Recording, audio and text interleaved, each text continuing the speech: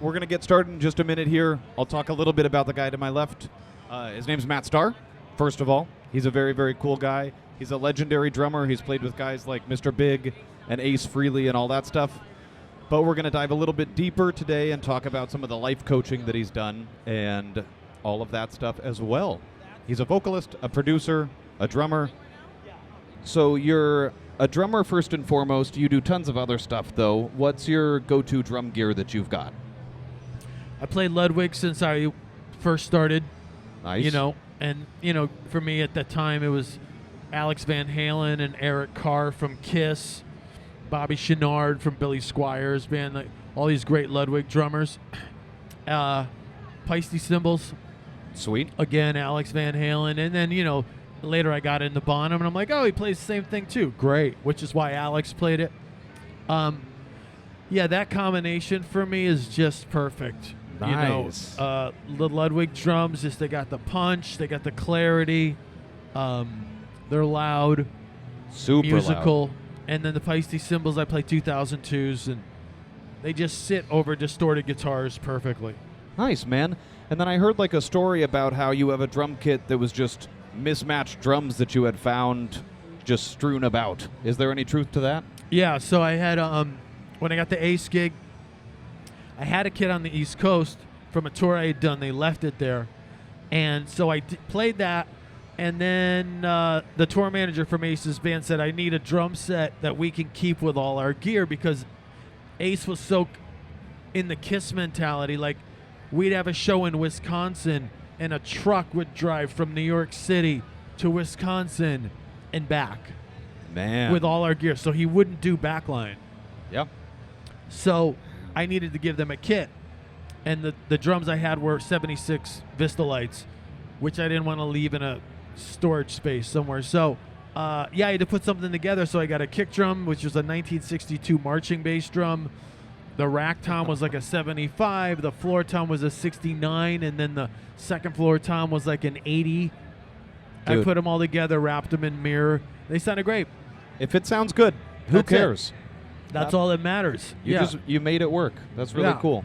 Yeah. Very, very cool. Speaking of like making it work, you've probably played on stages smaller than this, and you've played on stages way, way bigger than this.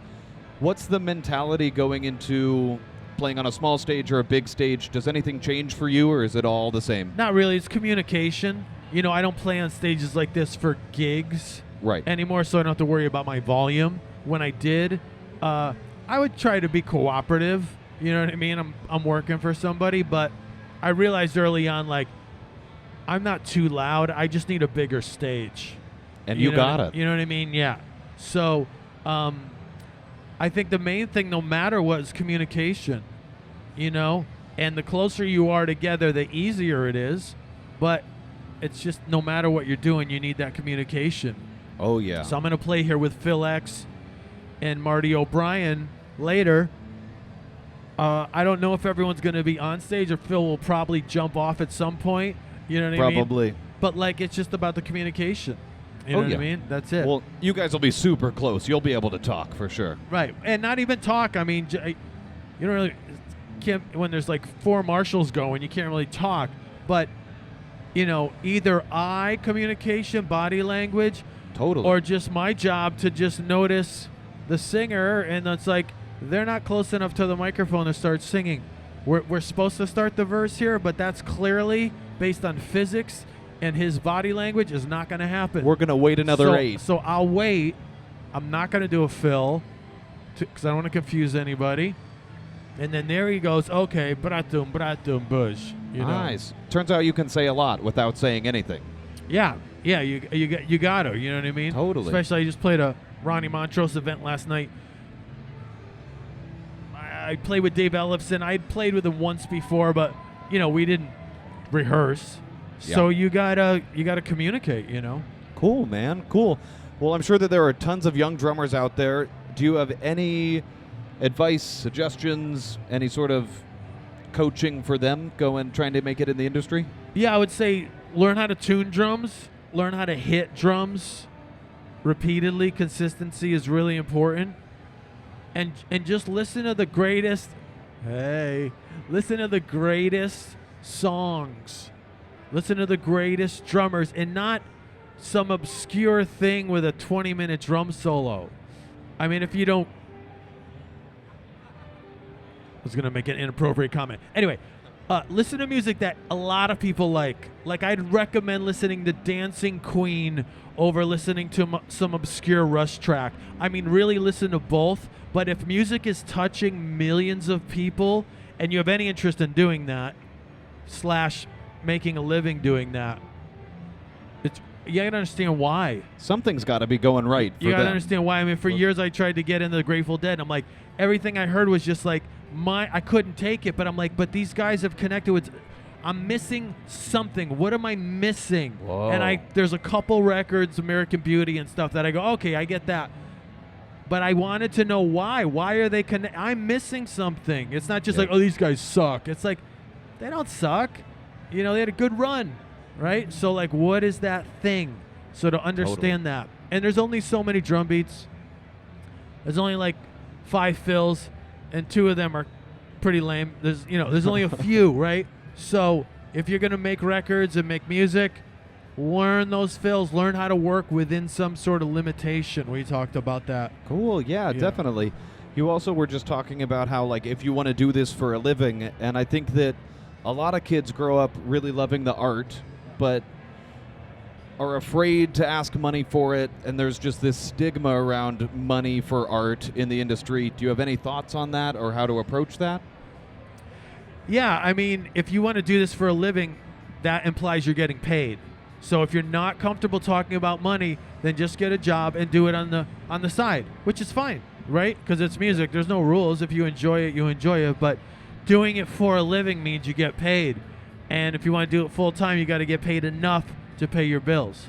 So if you have discomfort around that, you got to get through that. You got to get over that. So at a certain level, it's kind of just standing up for yourself and knowing that you're worth getting paid that much. If you're a talented musician, your art is worth that much, but you've got to ask for it. No one's going to hand it to you. Yeah, I think that's true, but I don't even think, I'm worth it. And I have conversations about money, and depends how I feel on a particular day. Sometimes I feel like I'm worth it, and other days I'm like, oh, geez, I don't want to talk about it. You know what? My feelings have nothing to do with it. It's business.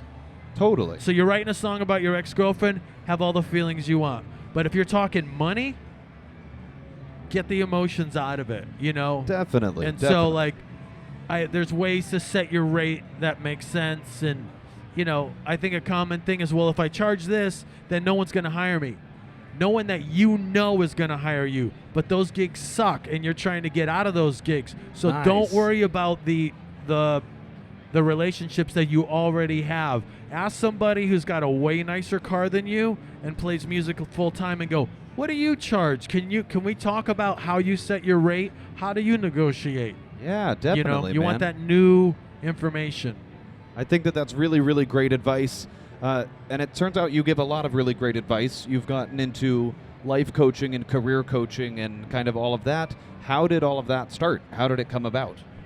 That was born out of doing drum clinics and talking drums, but most of the questions I got were, how did you get the gig with so-and-so? And I realized they weren't asking me, like, tell me the story, but they were saying, like, how can I get a gig like that, And so I just more and more talked about that, and I just said, you know what, how about I don't even bring drums? Let's just talk about this. Nice. I love talking drums and drumming, but there's enough people talking about that, and there are, as far as I can tell, really nobody talking about the music, the business side, the way I do. Good for you, man. So people might give some insights, but like really break it down. And then networking, which is huge. Yeah. Like all of that shit. And then the more I do this, there's in all these other industries, they teach the same stuff. And I'm like, oh, I arrived at that in my music world. And I could talk to a guy who's a salesman for, some airplane company. Yeah. And it's like, you keep track of everyone you reached out to and when you reached out to them last, and you set a reminder to hit them back in 2 weeks. Like, oh yeah, I do too. I thought I was weird. You know what I mean? Yeah, totally. Well, it's all really, really inspiring to watch. I guess maybe since we are at the Xvive booth. We'll talk a little bit about Xvive stuff also. You've been using our T9s for a little while. What are your thoughts? You like them? I love them. Yeah. So Joe had sent me a set of them, and I had another company, two other companies, well-known companies, who I had used in-ears before, and knew Joe. I was like, let me check them out. And they just rocked. They sounded great. They were much louder, which was really cool. And then I had gotten a gig with a band called Kicks, and Kicks had no monitors on stage. So Ace was all monitors. Yeah. Stage volume was insane. Kicks, there was no stage volume. So it was all in-ears. I said, this would be a great chance to use these. And they just, in the heat of the battle, they gave me all the frequencies I needed to hear. You know what I mean? So like they were really practical.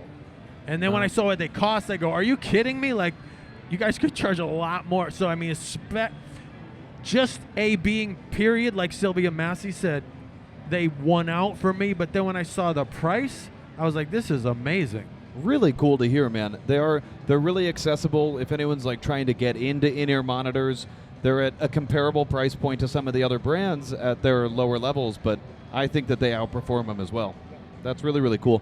We got a chance to look at our PX system that's coming out. It's a little 3-channel mixer that drummers can wear on their belts so they can adjust their in-ear monitor mixes. Do you have any first thoughts about that? Think it'll be helpful? Yeah, I mean, I looked at it, I was like, oh shit, where was this when I was like in the clubs and stuff? Because, so it's, you could probably explain it better, but through the Cat 5 cable, you get control of 3 different channels. So it could be drums on one and bass on another, or it could be kick, snare, track, click track, whatever. To have that, to be able to just make those adjustments on the fly, maybe you're doing a gig, you don't have a monitor guy, and you could have if it's an original gig, that could go by so fast, you don't even have a chance to go, hey, I need this in my ear, and the guy's drinking a beer or trying to talk to some girl. Like, to have access to that and have that control so you can have a really, a first-class experience playing music on a stage, it's killer. And it's weighty, too. Like I said this yesterday. Sometimes you see something, it's like, it's kind of light. It's got mass to it. It's great. No, yeah, they're built really, really well. Well, thank you, Matt. It was really, really thanks, great. Man. It was good. I appreciate you. Okay. See you guys.